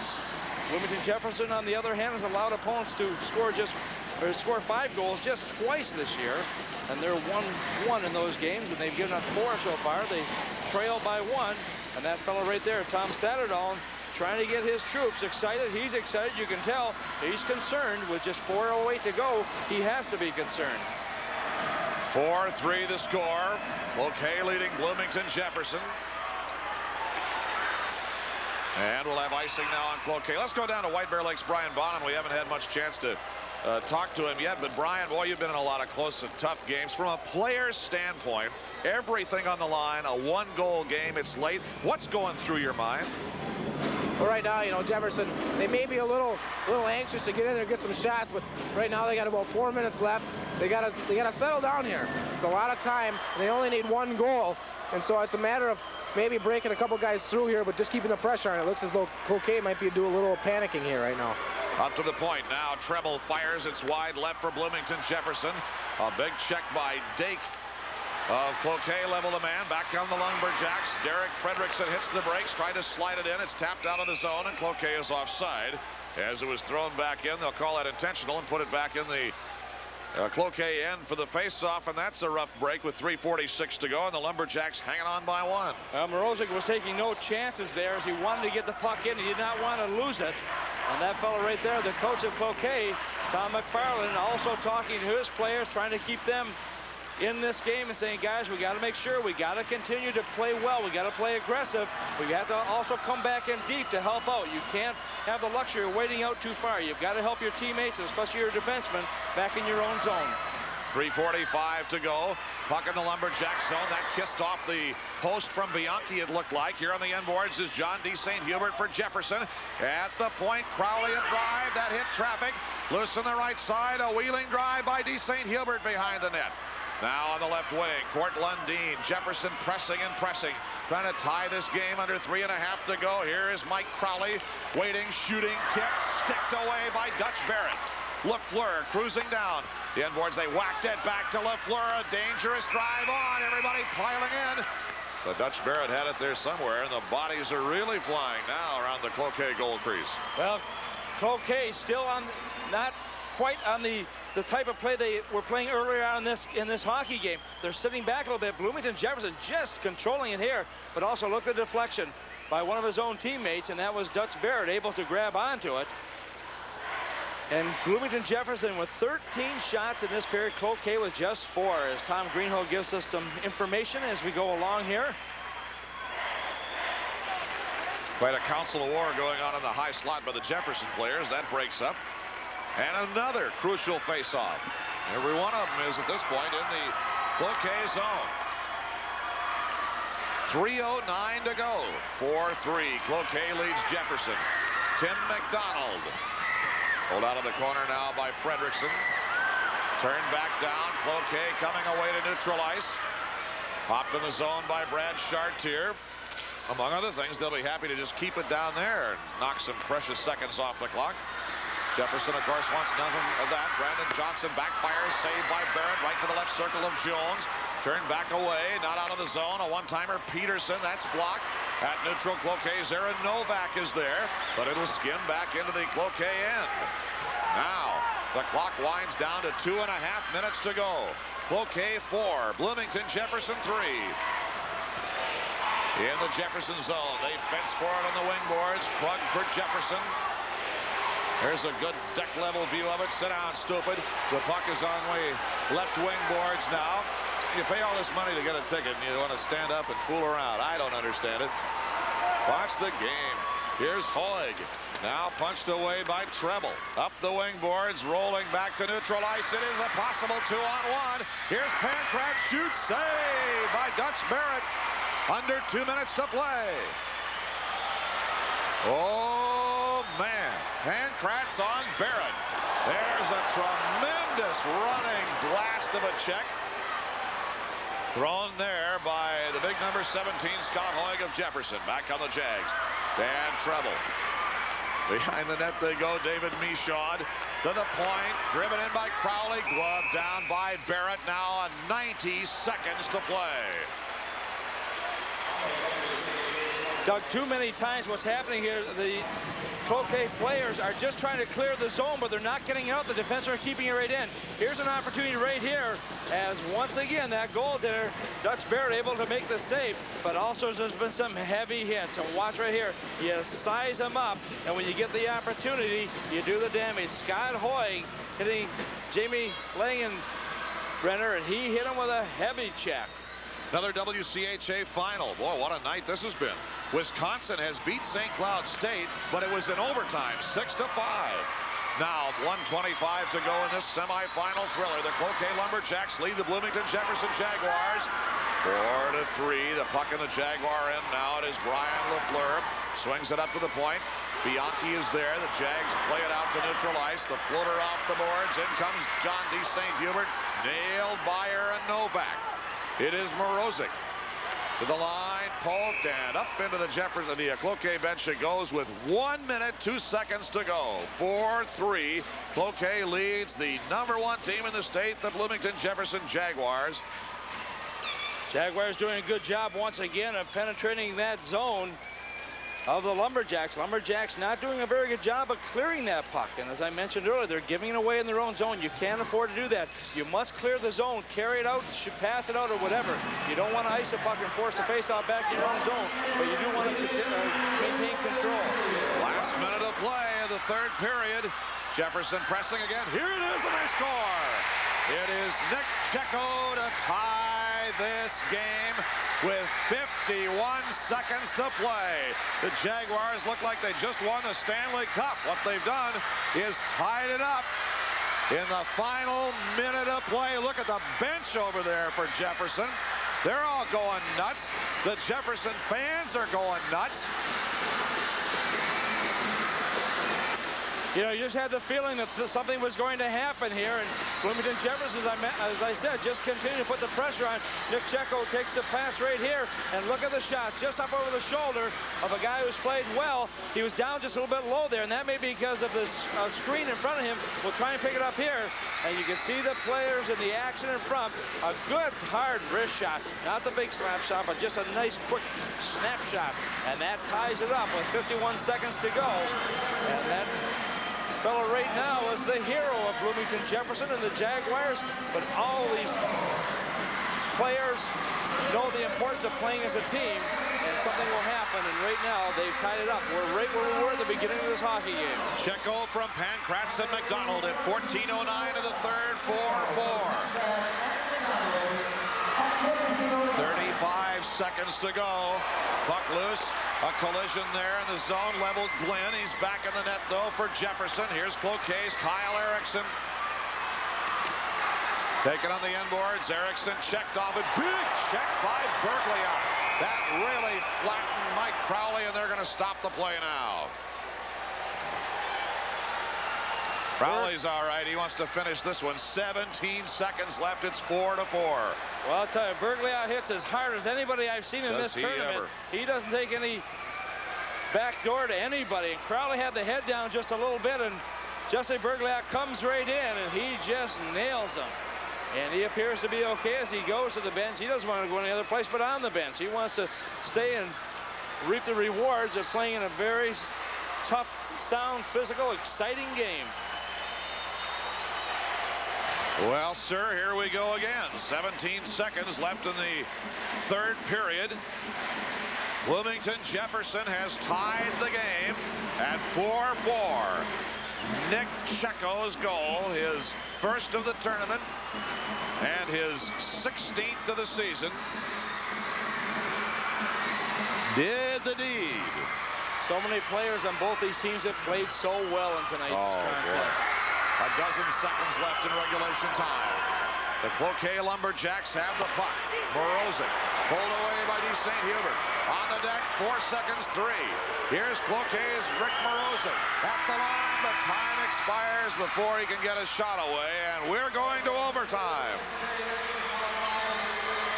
Wow, we'll take a 3-minute breather, and then it is sudden death overtime at the St. Paul Civic Center. At the end of regulation play, the score is Cloquet 4 and Jefferson 4.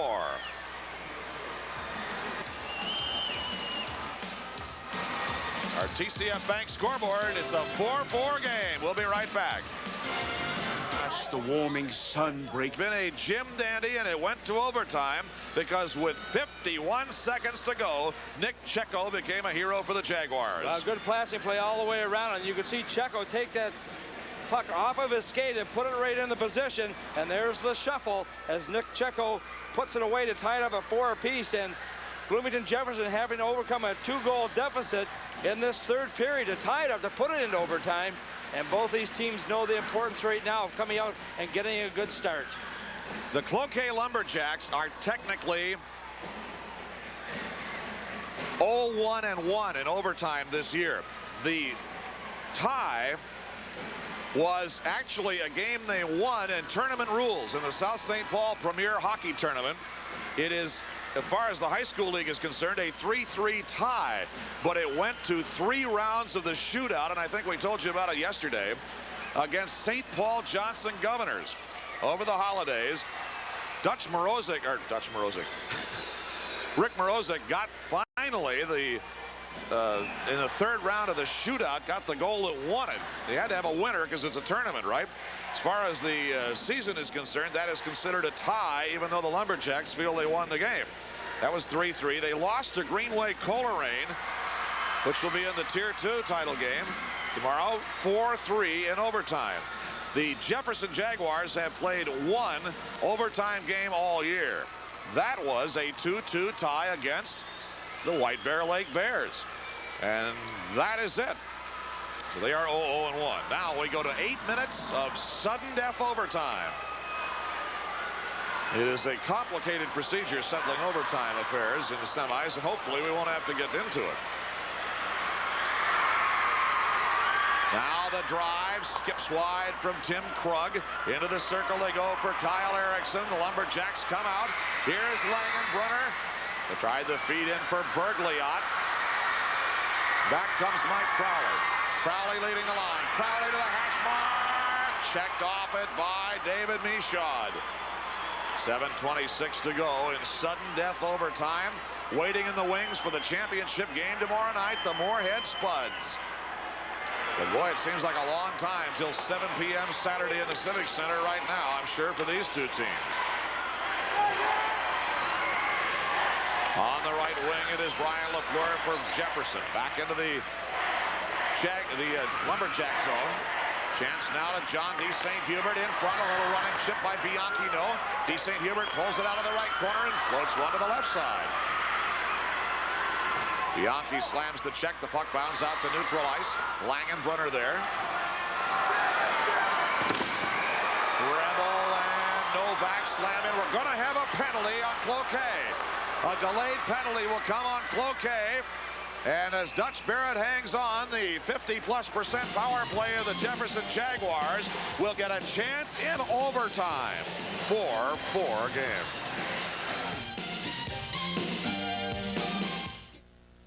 Power and performance are yours with Bending Branches hockey sticks, the hottest sticks on ice.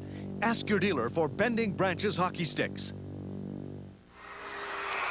Well, it's going to be hitting from behind. That's the call against Aaron Novak. As you'll watch it right here, he just runs Dan Treble into the boards, and as a result, it's going to be Bloomington Jefferson on the power play. They are 1 for 3 in this overtime period, in which they have outshot Cloquet by a 41-16 margin.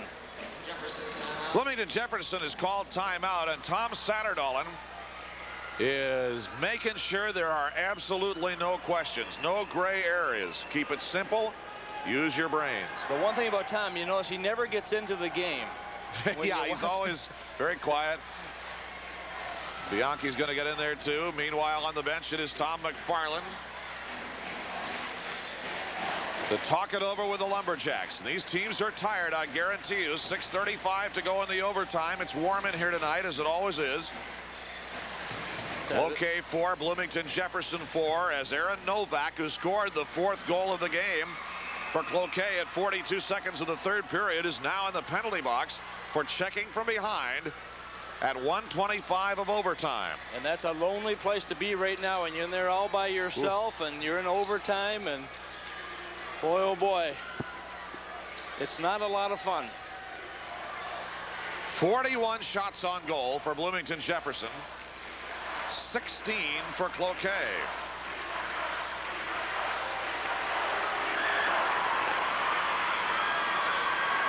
Waiting for one yet in overtime. And the power play runs for the 4th time for the Bloomington Jefferson Jaguars. They are 1 for 3 tonight. And coming into the game, 50.7%. 50.7% in the season. Lumberjacks have a good power play. Here's the running drive on to Dutch Barrett. The rebound is alive, and it hits Barrett as it was fired in by Jones. Bianchi for Matt Jones. Power play going now for 1:25 for the Jefferson Jaguars. Shoveled by Mike Crowley at the line. Jones in the corner, watched by Alan Bowman. Now the Lumberjacks, David Michaud. Jaguars pull the puck out of the corner. Jones is there, watched by Michaud. He goes behind the net. Jones with 1:07 in the power play for Jefferson. Krug shoots, tip, screen, wide. Bianchi in the corner boards now with Bergliot closing on. Here is Tim Krug shooting, and it was sticked out of the deep slot by Langenbrunner. Running it in, Lundin. No. Here's a drive off the blocker of Dutch Barrett by Bianchi. Bowman and Bianchi working along the end boards. Number 6 is Joe Pankratz trying to dig it away now for Bloomington Jefferson. That is Matt Jones, rather, number 8. There's a shot by Treble. Again off the blocker. 2 blocker saves by Dutch Barrett as that one sails out of play. 5:08 to go in the overtime. 4-4 game. 33 seconds left on the Bloomington Jefferson power play. Well, you're on the power play. You want to control the puck, and that's exactly what Bloomington Jefferson doing. Treble with 2 good opportunities, but look at the goaltender right here, making the saves as, once again, Dutch Barrett equal to the task. Here's a shot now coming right in on the doorstep, and that was number 19, Lundin, going in there, but no luck as the Jaguars continue to pepper the netminder from Cloquet. Here we go to the wire. We're in overtime and tied at 4. A running drive, nothing there. Krug going to the corner for Jefferson. High to the point. Nick Checo shoots a line drive that's off. Rebound, they score. It's over in overtime, and the Bloomington Jefferson Jaguars will play the Moorhead Spuds in the championship game in Tier 1 tomorrow night if any of them live through the celebration.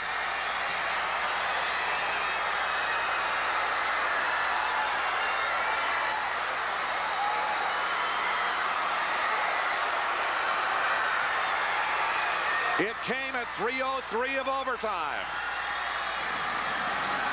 Lots of traffic. Well, the shot came initially from the point, and the goaltender, Dutch Barrett, thought he had it. I believe that was Checo who took the shot initially. Yes. With a number of people in there, I couldn't quite tell who got the goal, but we're going to have to watch. We're going to have to come up with a couple angles. It's going to be credited to number 12. Chartier. Brad Chartier. Let's take a look. Tim McDonald is going to get credit for the goal. McDonald.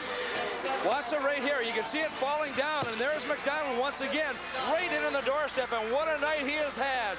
3 goals on the night for the hat trick as Bloomington Jefferson moving the puck. Here's a quick release. Once again, a good shot coming from Nick Checo, and as the puck goes down, the goaltender thought he had it. He started to move off to the side, and that left Tim McDonald all by himself to put it away, and Bloomington Jefferson have won this hockey game. They advanced to the finals, and what a game that fella's had right there. Oh, boy. Dutch Barrett is one of the best goalies in the state of Minnesota.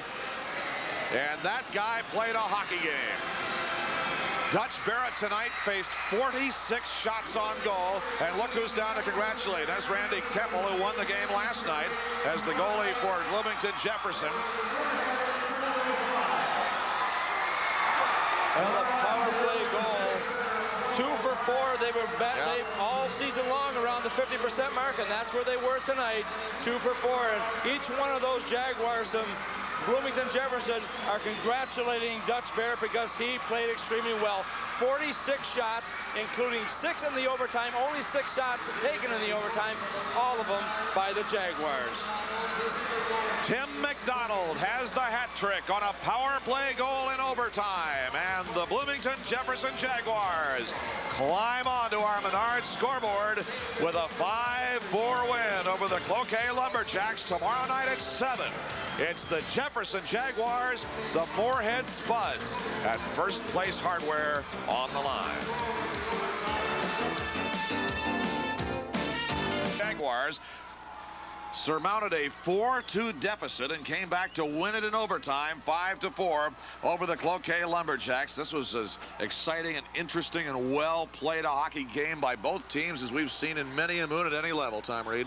Doug, the Jaguars had to score 3 goals to be successful in this hockey game. They did just that. They came back from the deficit, as you mentioned, but boy, they just continue to pepper the Cloquet goaltender, and I'll tell you, Dutch Barrett has work cut out for him because he was up and down. 46 shots total Bloomington Jefferson had in this hockey game, 6 in the overtime period. 6-0 shots on goal in the overtime. Only 16 for Cloquet, but it was a type of game that you never, you know, when you're in a situation like that, you get frustrated, and so often players get frustrated. They try to do too much, but Bloomington Jefferson just kept pecking away, and you could just sense that they were going to get that tying goal, and it was a big goal for them because it really lifted their spirits up and seemed to deflate the Cloquet players. Bloomington Jefferson has 2 hat tricks in 2 games in the '92 state tournament. The other day, Joe Bianchi against Hill Murray.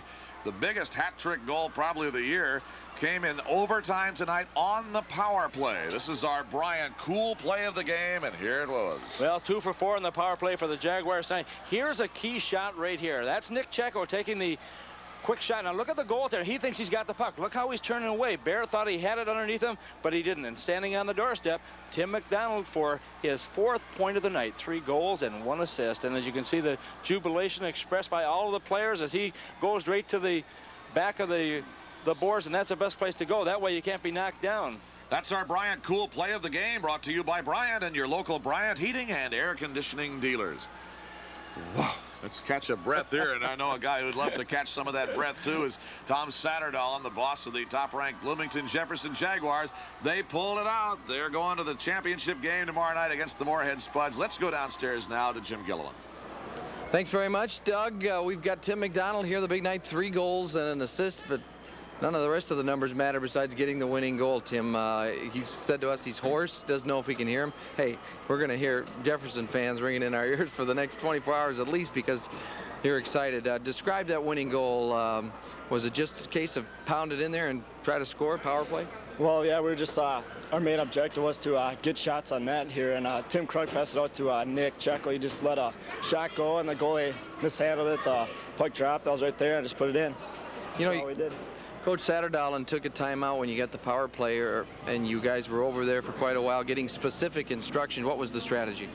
Just get a lot of shots off, get in front of the goalie, don't let him see the shot, and get rebounds, and hopefully get one in there like we did. You know, for a while it looked like destiny for Cloquet. They had you down by 2 goals, and you guys haven't had to come back a lot. You've been that dominant a team this year. What was the feeling like? Was there any tenseness? Well, I know there was some of that, but you were confident. Yeah, we were confident. We knew we had to come out, give it our all. This is, you know, if we lost this game, that would have been our season. So we just went out, give it our best, and worked hard, and put the puck, try to get a lot of shots off, and crash the net and put it in. How do you try to calm down after something like this and get back up again? I don't know.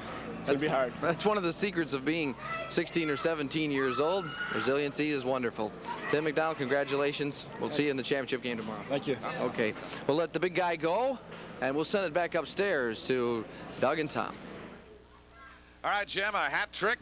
2 hat tricks in 2 games. Bianchi had one yesterday, and that fellow had one 2 nights. Tim McDonald, and the overtime win goes to the Bloomington Jefferson Jaguars. So we're all set up now for the first ever two-tier championship day at the Minnesota High School Hockey Tournament. We'll have it for you right here tomorrow. We will kick it off at about 3 o'clock. There are a couple of earlier games, so start time on that one is, shall we say, somewhat fluid. But about 3 o'clock tomorrow afternoon at the Target Center in Minneapolis, the Tier 2 title game, those absolutely amazing Rosemont Irish against the fast-skating Greenway Coleraine Raiders. And then tomorrow night, we'll be here at 7 o'clock for the Tier 1 championship. And boy, that should be a dandy. These two teams had the two best Bantam teams in the state 2 years ago.